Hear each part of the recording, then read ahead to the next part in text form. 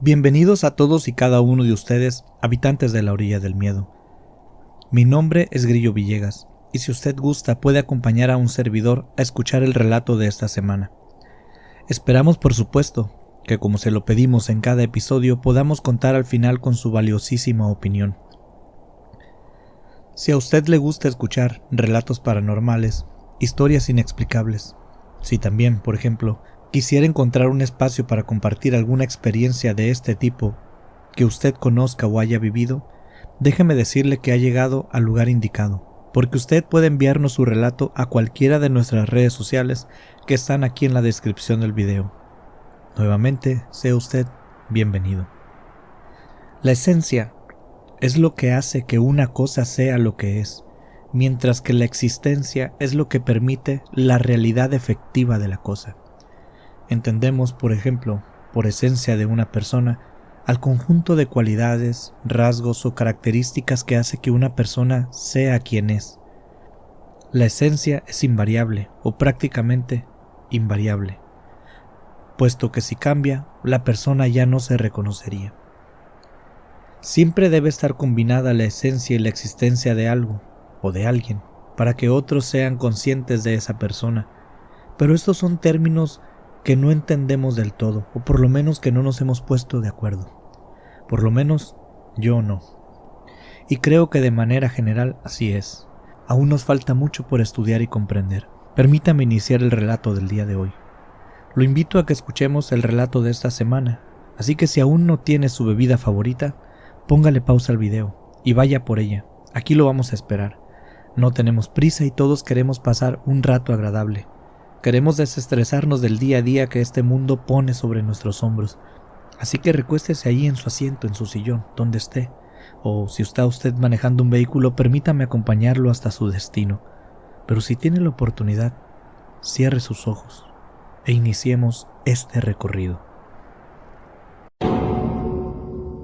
La orilla del miedo, donde tus historias hayan vida.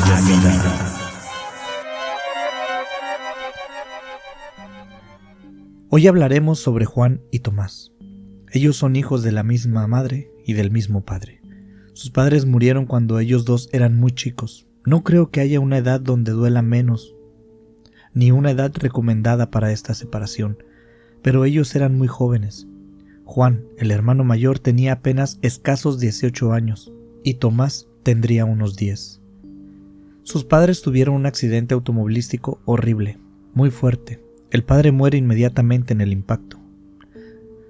La madre sobrevive, pero solo unos días más, los necesarios para despedirse de sus hijos y dejar una responsabilidad grandísima en los hombros de Juan.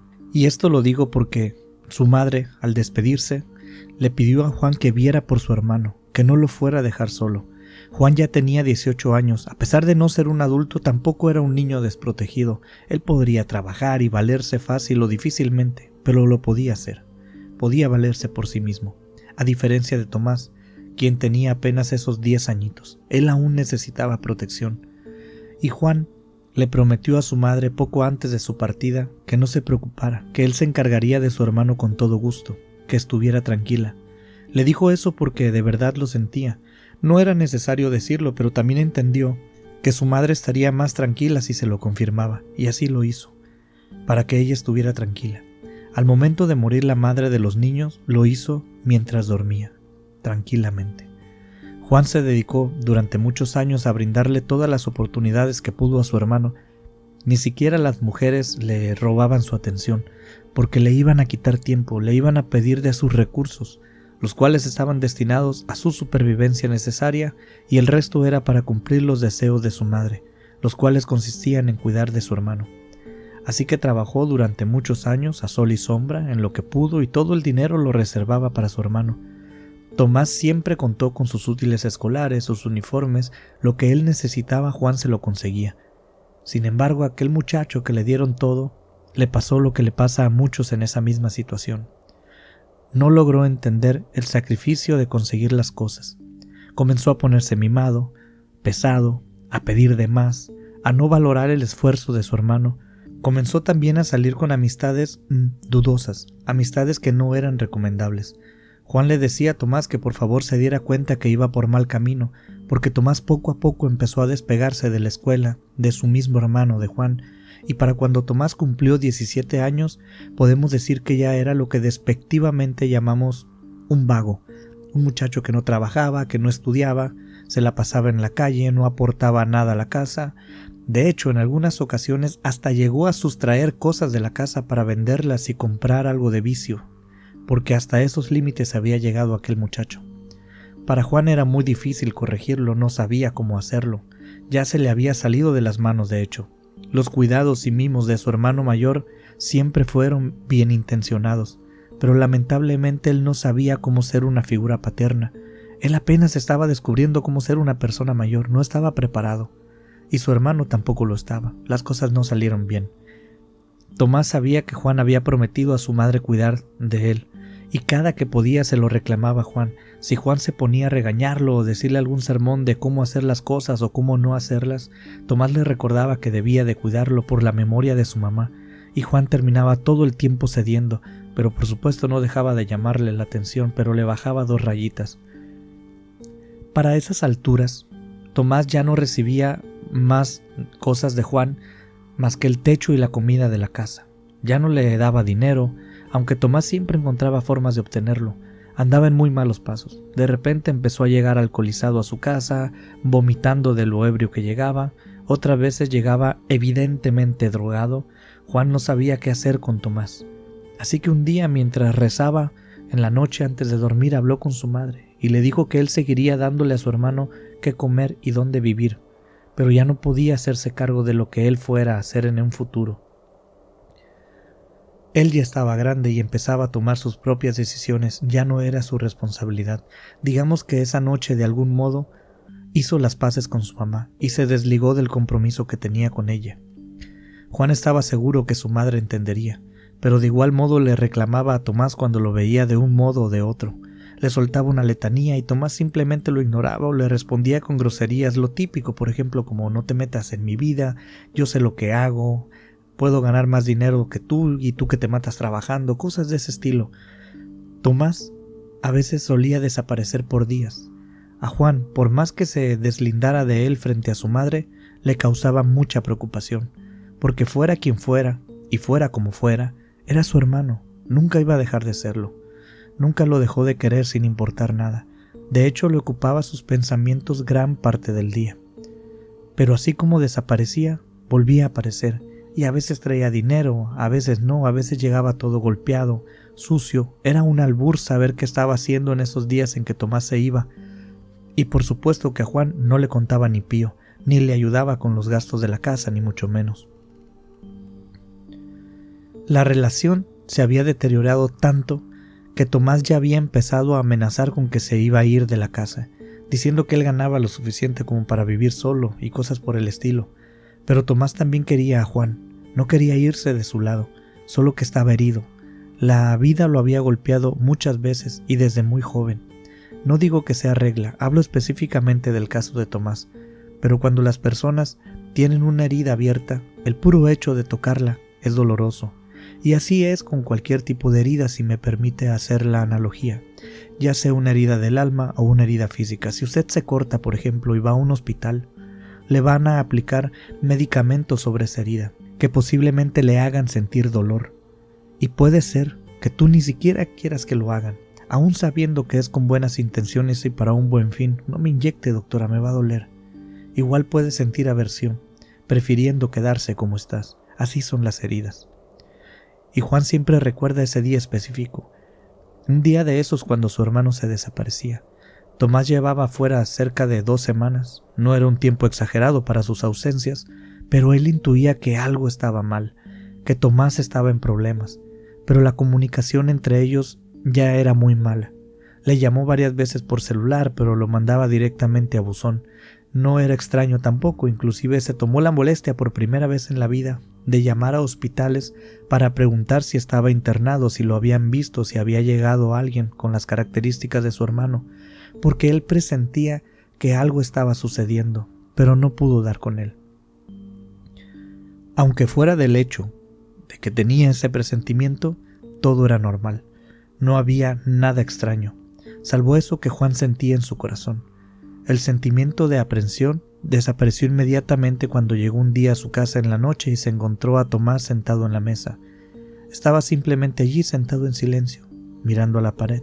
Se le hizo muy extraño porque estaba como ido, como si su mente no estuviera realmente allí, solamente su cuerpo. Así que le reclamó: «Ya estás todo estúpido otra vez. ¿Qué te metiste ahora? Te ves más idiota de lo normal». Así nomás se la soltó Juan a Tomás. Solo volteó a verlo su hermano y le dijo: «Hermano, hoy no quiero pelear. ¿Podemos cenar? Te estoy esperando». A Juan esa respuesta lo confundió muchísimo. Normalmente hubiera respondido con groserías, con un golpe, con alguna agresión de vuelta, pero no se esperaba esa suave respuesta. Sin embargo, se sintió tan bien que no dejó escapar la oportunidad. Esa noche Juan y Tomás cenaron tranquilamente en la mesa de su casa. Cenaron y platicaron mucho rato, hasta hicieron sobremesa, se quedaron hablando sobre todo lo que recordaban de sus padres. ¿Y saben qué es algo curioso? Solo se pusieron a hablar de los buenos recuerdos. Igual entre ellos, porque no crean que toda la vida era pelear. De vez en cuando había momentos de risa, aunque eran pocos. Esa noche sentados en la mesa los recordaron y se volvieron a reír. Se acabó el tiempo y los dos tuvieron que despedirse para ir a dormir. Se despidieron muy amistosamente, un abrazo, y esa noche por alguna razón no hubo pleitos ni enojos. Se desearon simplemente un buen descanso y cada uno a su cuarto. A la mañana siguiente, muy temprano, tocaron a la puerta. Era un oficial de policía. Le pidieron a Juan ir a reconocer un cuerpo que quizás fuera el de su hermano. Lo habían encontrado apenas mediodía antes, en medio de un llano afuera de la ciudad. Dieron con su dirección por la cartera que le encontraron en el pantalón. Juan, por supuesto, les dijo que era imposible, que su hermano acababa de estar con él la noche anterior. De hecho, le gritó Tomás para que saliera, pero no hubo respuesta. Le dijo al oficial que seguramente su hermano había perdido la cartera en algún pleito.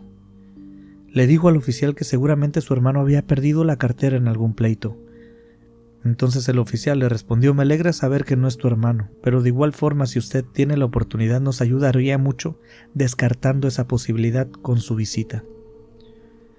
Juan con todo gusto les dijo que sí. Intentó avisar a Tomás que ya se iba, se metió a su habitación, pero no lo encontró ahí, así que se fue con los policías.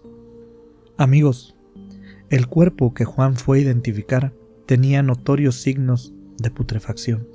Estaba hinchado, con decoloración en la piel, tenía un aroma muy fuerte, pero era el mismísimo Tomás, con la misma ropa que la noche anterior había usado para la cena con su hermano, la misma ropa que usó mientras reían en medio de la plática. Era el mismísimo Tomás, el que estaba tendido en una cama frente a su hermano Juan. Definitivamente Juan no estaba preparado para eso, y mucho menos después de la noche que había pasado junto a su hermano. Pero era él, era Tomás. De parte de Juan solo me resta decirles gracias por escuchar. Estimados habitantes de la orilla del miedo, muchas gracias por llegar hasta este punto de la historia. No olviden que pueden enviarnos sus historias al correo electrónico laorilladelmiedo@gmail.com. Y si ustedes gustan, podemos trabajarlas y contarlos al resto de los habitantes. ¿Qué tal les ha parecido este relato? Lo que llamamos fantasmas o apariciones, algunos creen que son el eco de un tiempo que pasó antes, algún recuerdo capturado o atrapado en un espacio físico. No lo sé, lo desconozco, pero usted siempre tendrá la mejor opinión. Déjeme su comentario aquí abajo, por favor.